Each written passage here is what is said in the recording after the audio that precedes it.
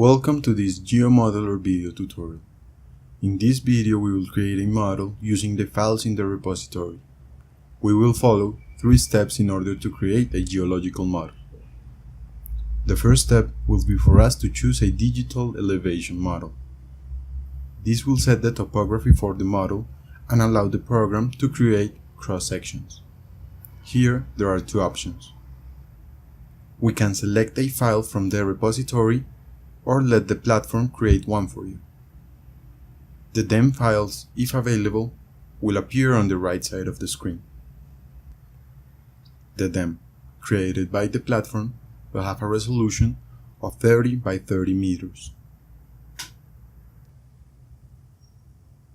The next step will be to choose a geological map for the study.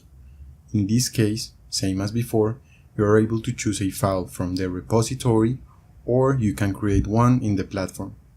Remember that the files uploaded into the program need to already be processed.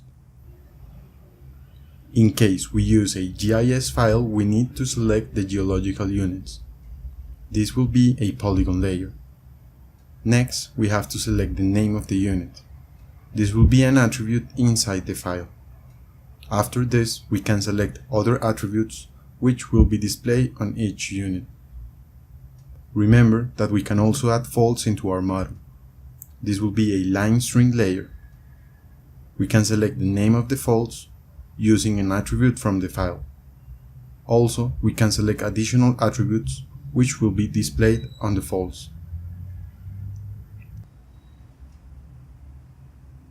The final step will be to georeference the model. Georeferencing means setting a coordinate system.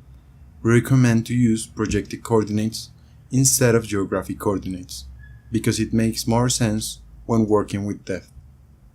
The platform will suggest an inferred location, or we can select one manually. To georeference the model manually, we need to select a coordinate system. First, we need to click on Search. This will show a menu in which we'll need to enter a keyword. Select the type of coordinates we want to use, select the units, and finally, select the coordinate system we want to work with. Now, on the map below, select the zone that appears highlighted.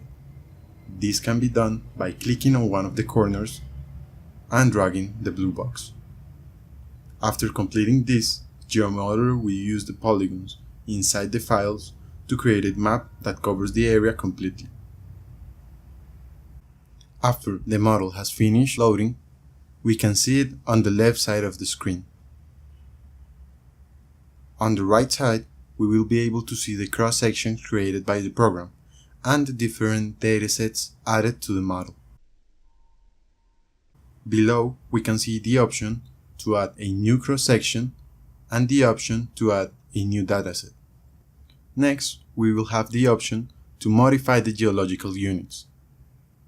In here, we can add additional units, rename existing ones, merge them, or remove them. Next, we have the option to visualize the model in 3 dimensions. Finally, we have the option to save different versions for your models.